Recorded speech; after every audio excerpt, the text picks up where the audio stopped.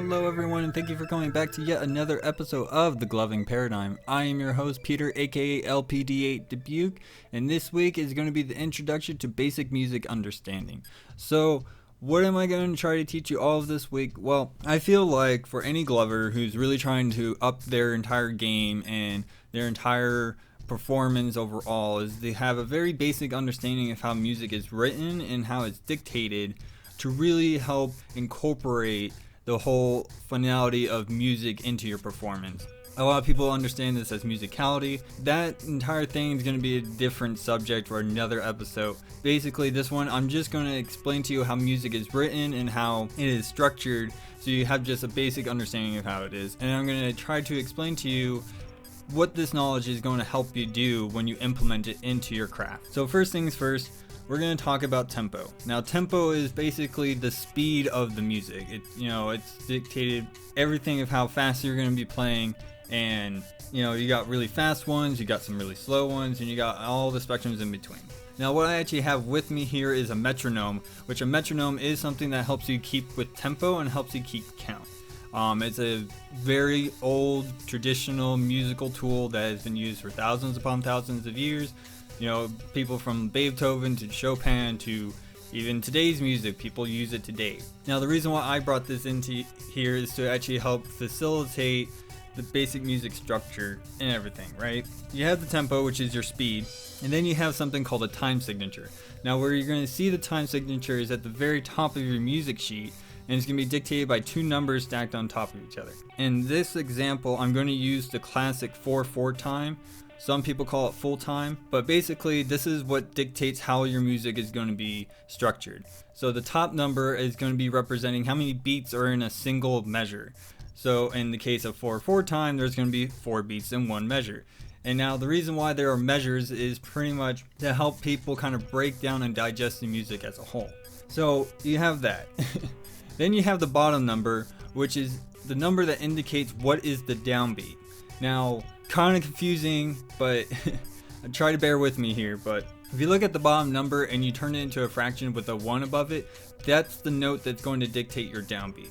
So for a 4/4 time, you're going to have a 1/4 note or a quarter note being your downbeat. All right, so you got 4 beats in the measure and you got a quarter note, that's your downbeat, right? So here I'm going to use the metronome to actually facilitate the example, and I'm actually going to start counting once it starts going. So here we go. 1, 2, 3, 4, 1, 2, 3, 4, right? So that's pretty much how you're going to be counting out the music as it's playing. Now, if you want to see a faster temperature, you just put it at a setting that has a higher number. That's a faster tempo, and then you also have something that's really, really slow.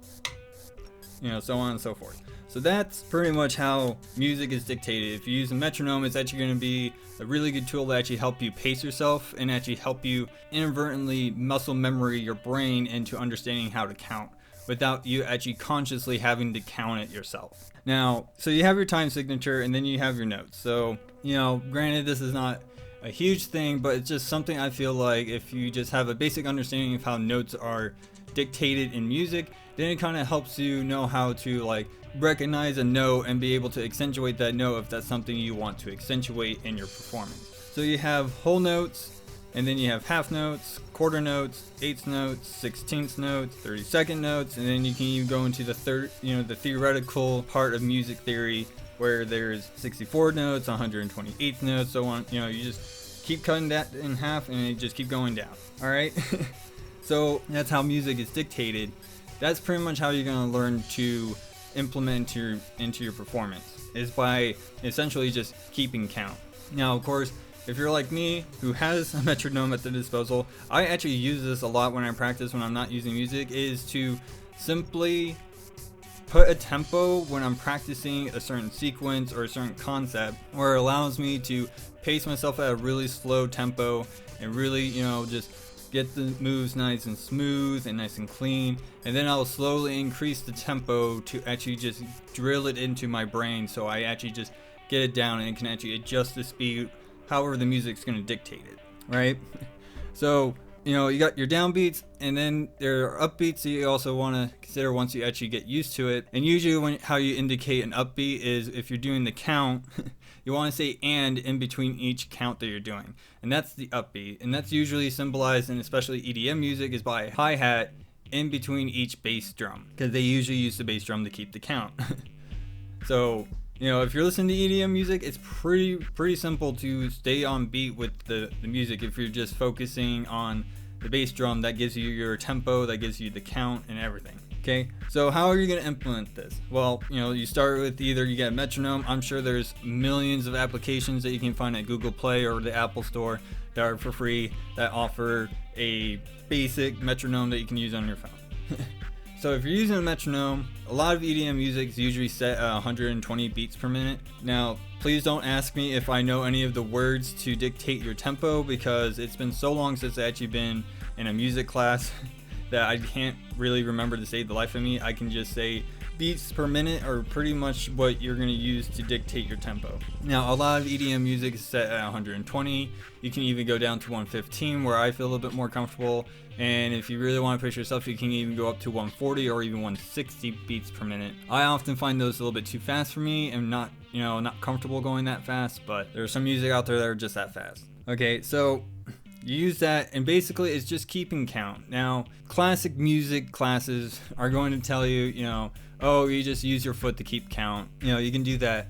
Some people actually use their head, they use their shoulders. I've seen some weird things that people use to keep count. Typically, when it comes to me keeping count, I usually use my heel. And I know it's kind of weird to think about when you're on your knees or you're even standing up, because you're kind of putting yourself in a position where you're going to throw yourself off balance. But it's just something I've done for so long that I just innately are able to do it. Now, where are good ways to actually help you keep count besides just a metronome is, you're just listening to music and not trying to focus on counting, and just letting yourself kind of sync up to the natural beat of the music. And that typically will get you the entire tempo of the song. And I know it's kind of like, well, that doesn't really explain a lot. Well, it's just a good mantra that I've always had when it comes to practicing, and especially when it comes to listening to music, is blunt force trauma and repetition gets it right every time. It is a mantra that a drill sergeant has taught me when I was in basic training a very long time ago. And it's one of those things that kind of just stuck with me. And it's one of those things that I really actually implemented in my gloving to actually get to where I am now. So, you got your tempo, you're learning that you're keeping count, which is great.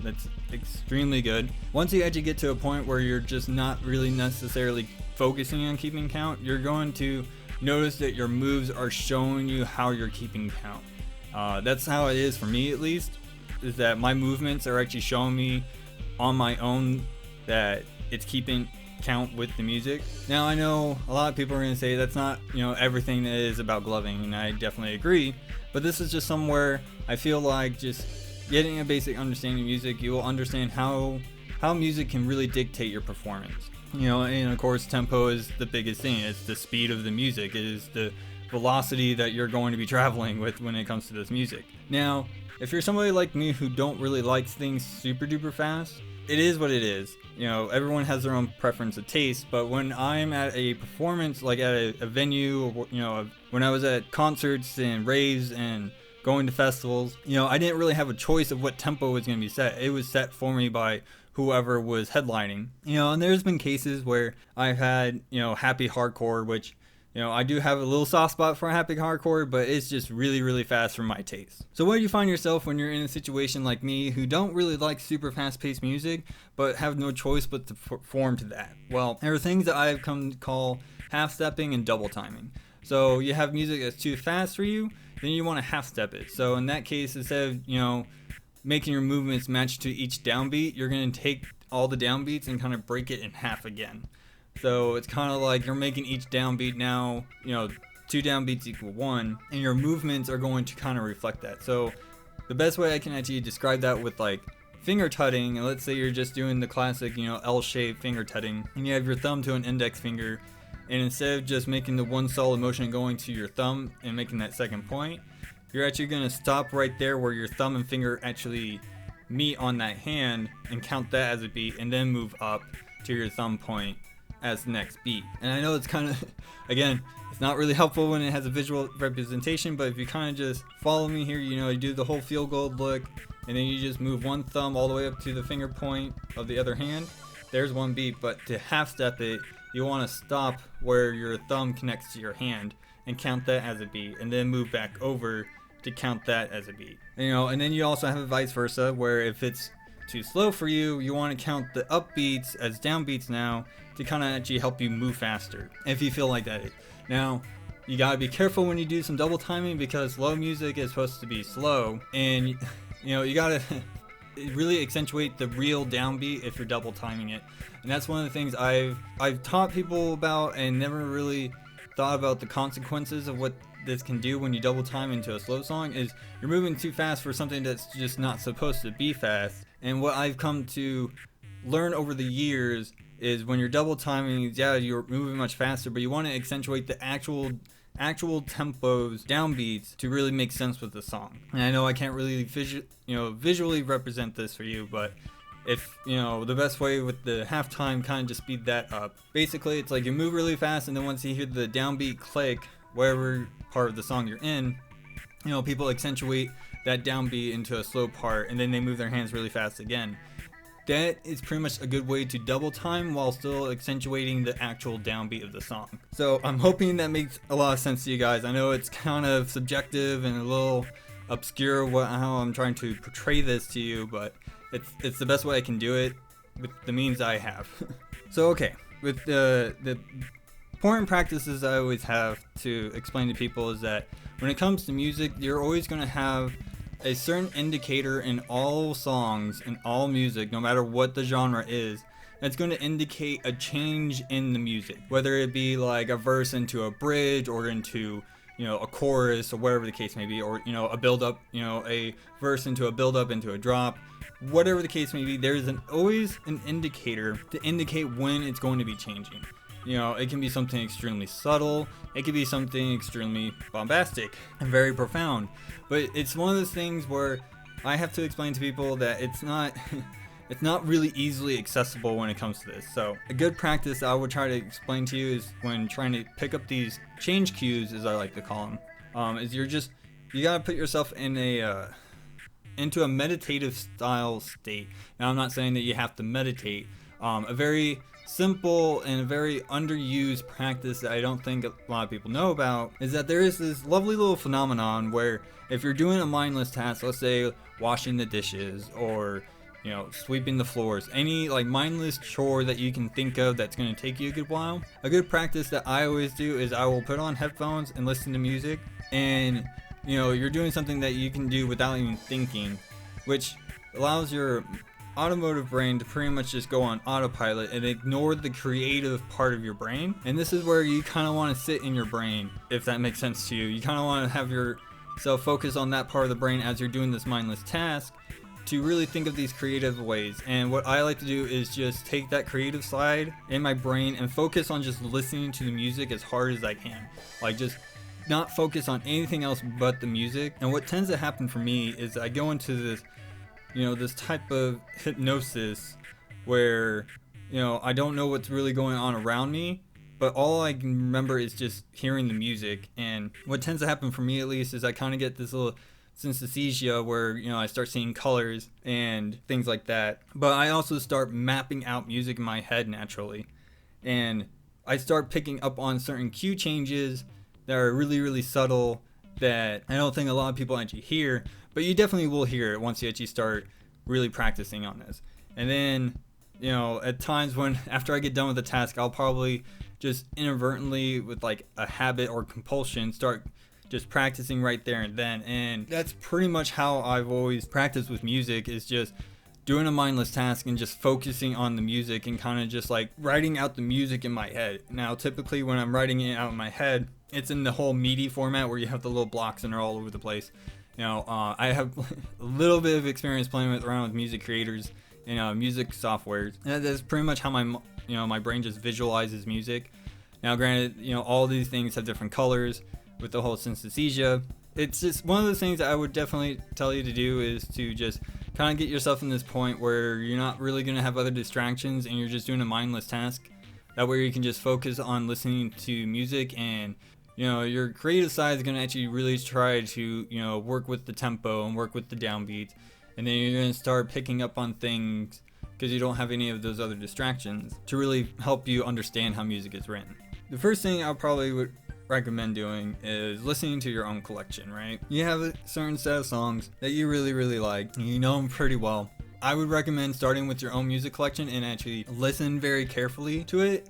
And then you're going to start picking up on what, your personal favorite artists do as a way to indicate the change in their music. That's what, I've done that so many times. I've listened to songs so many times over and over and over again. I can literally do them in my sleep. It's pretty compulsive the way I do it, but that's just how I kind of cope with things. And music is pretty much the only way I can actually cope with a lot of things. So, you got your tempo, and then you're starting to understand like cue changes, and that's when you're going to implement your movements to kind of accentuate that change. And I'm not going to sit here and explain the whole transition things. That's again another thing for another episode. Okay. So, with the cue changes, that's when your transitions are really, really important to have down, because that's really going to help your show flow along with the song. Okay. So unconventional practices I have that I don't really explain to a lot of people, because it's just a lot of people don't understand where I'm coming from. And I know a lot of more experienced glovers such as myself, and a lot of people who've been doing this for 5+ years, let's say, kind of understand where it's such an integral part that you don't really think about it, but it's actually something that actually helps push you forward. So an unconventional concept basically is practicing in ways that a lot of people don't normally do, or it's not really a consensus amongst the people of the community of doing. So, what is a conventional idea? Well, there's listening to your collection of EDM music. You got Pandora, Spotify, and SoundCloud, and then you also have just going to venues. The listening to your own collection in one way is, you understand what you like and what really represents you. And then to me, when it comes to like Pandora and SoundCloud and Spotify, what I use those for is, okay, I really want to work on being good at improvising, listening to something I never heard before, and actually really push myself to really, pick up on cues and, kind of keep myself on top of everything. That's where Pandora and Spotify and like SoundCloud or whatever audio media platform you're using to actually get your music, I use those to just kind of have a way to, it's not a person, but have an algorithm that just gives me random songs within a genre, or, a collection of affiliated groups and artists, that I never really heard before, and it allows me to really work on improvising.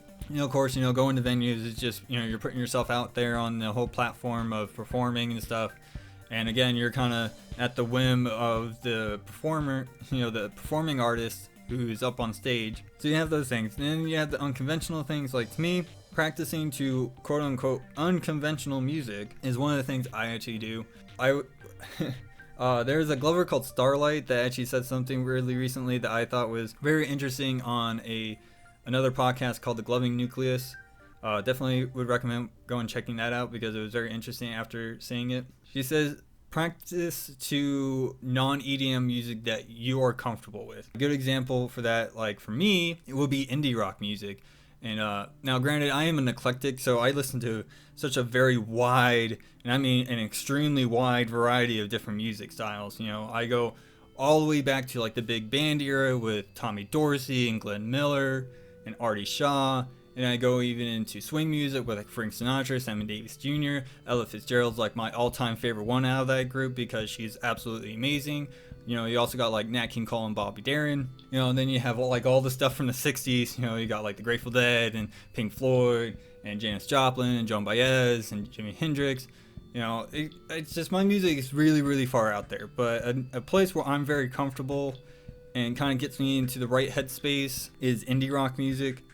All-time favorite band is The Early November. Absolutely love that band. I swear to God, that band sings my entire autobiography. Like, it's just uncanny what this band does for me. When I find myself listening to that kind of music, I do find myself compulsively practicing gloving in a way that it makes sense to me. And even when my closest friends, when I was living back in my hometown of Mesa, Arizona, my friends were actually astonished how my movements really actually went really well with those, those types of music.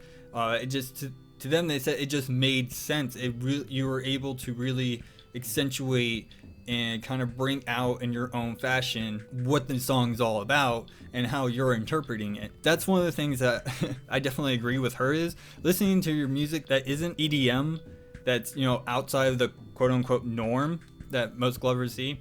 Now, I understand a lot of people say, well, you can glove to anything, and yes, I have seen videos to metal, country, you know, whatever folk music I've seen once, and that was actually quite interesting. There are genres that you can really help incorporate that's not EDM, but let's just face it here. EDM is where it all started, and it's pretty much where we kind of feel comfortable. And I'm not telling you that we should really push out and try to, you know, flood into all these other genres. I'm just saying that it's just a natural effect of what, you know, our origins and our grassroots come from, is from the EDM scene. You know, so that's one thing I can tell you that's, you know, considered unconventional. What I also really like doing, and I've been doing quite a bit, it's studying other dance forms that are out there. You know, you got, you know, the entire class of ballroom out there with like the quick step and foxtrot, and, you know, you got things like ballet, and then you also have Broadway and jazz and contemporary, you know, and you have the entire street lineup, which is, you know, hip hop, popping, locking, and stepping and animating, which, you know, it's kind of where we are sitting in right now, is because we're a smorgasbord of mostly those. But just, you know, trying to figure out like how other dance forms really evoke the message or their emotions through their movements, and seeing how we can translate that into the style of gloving is one of the things I've always been working on. And I will certainly tell you, through my experience, it's extremely hard, but I do have those moments where somehow I was able to integrate it in, and it just pushed that show above my previous one, basically. So, you know, I'm not saying that you need to study every single dance form, but, you know, think about another dance form that isn't gloving that you find very enjoyable, and just think about how you want to see that into your own, you know, your own personal light show, because that kind of would push you apart from everybody else, and being, you know, the cookie cutter glover, as I guess, you know, the kids say these days. I'm not really sure. So, you know, you got that, and then, you know, I know this is kind of hard for a lot of people that you do in terms of visualization, but, you know, with the whole, again, doing a mindless task and listening to music, you know, I sit there and I can visualize myself gloving to it, because I've watched so many of my own videos so many times, considering that my current situation right now, living in, as what my mom likes to call, a pig trail of a town, that's not even a town, it's considered a city, that the demographic out here is nowhere on this earth ever going to support, you know, a community of gloving, as you would probably say in like Colorado or in Arizona or even California, or, you know, wherever else. I'm just the one and only glover in a small little town, just trying to make a way to express all my experience from doing gloving, and just wanting to share all of my experience of gloving to everyone else, since don't really have any other choice. It's either I sit here and never do anything with it, or I actually just, you know, expound my experience and my knowledge of gloving, and really just share it with everyone else to, you know, open that door of discussion to really bring things about. But again, I digress. So that's pretty much it in terms of that. Now, I will want to just kind of disclaim this, that I know a lot of people probably are thinking that, you know, they have this drive to really become extremely good extremely fast. Now, I do commend you, that is the perfect motivation you want, and it's the only motivation I find truly the best way to excel yourself. If you really want to get out there and push yourself to be really, really good, then again, you're going to have to take the mantra of blunt force trauma and repetition gets it right every time. It is the amount of work that you're going to have to put into it.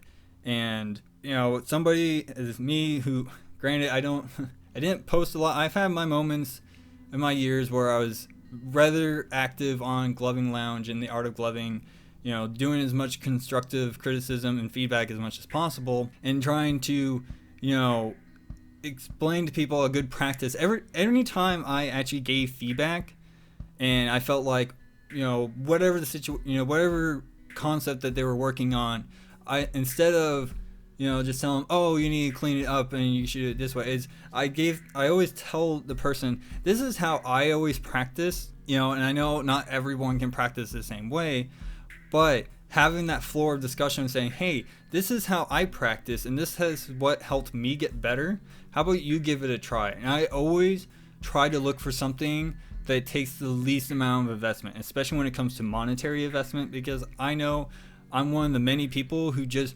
don't have a luxury of just being able to. Now, I'm not saying that everyone does this, but I don't have the luxury of just pissing away hundreds of dollars on things, and I try to save as much money as I possibly can while also being able to effectively promote a good practice, I guess is what I'm trying to say. That's why I always say, hey, just buy some blackout gloves. It simulates lights without having actual lights in it. You don't have to be in a dark room. You can record with those gloves on, and you can actually you can see what you're doing. The mirror trick is always good. You don't have to have like a practice set to actually practice. But anyways, I'm kind of digressing. That's pretty much all I have to say for this episode. I do thank you for listening to my episode so far. Next week is one of those episodes where I'm kind of debating what I should talk about, and I feel if I get this subject out of the way, I think it just would be probably easier. I think what I'm going to be going over is the whole conundrum of the Glover's name and the whole idea behind the Glover's name, besides just it's your name and that's how people are going to recognize you. Yeah, so that's definitely something I would recommend you guys tuning in next week for. If you have any questions, definitely hit me up at my email at muttonchopguy@gmail.com. Please title your subject line about the podcast so I know what it's about and I know it's not spam. Or if your email goes into my spam folder, I know it's about the podcast so I can actually read it. I don't want to lose anybody's feedback whatsoever. You can also find me on Facebook at The Gloving Paradigm and also at Discord under the same name of The Gloving Paradigm. That's where you can actually talk to me there. I will definitely be more than willing to discuss with you guys. I want to try to set up a part of the section in my Discord server where people can actually post videos and then we can also give feedback to, and then just have like a general discussion floor and things like that, so you guys actually can not flood just one single area. We'll actually have little parts of the server where you can actually focus on those subjects. That is all for this week. I am your host, Peter, aka LPD8 Dubuque, and I'll see you guys all next week.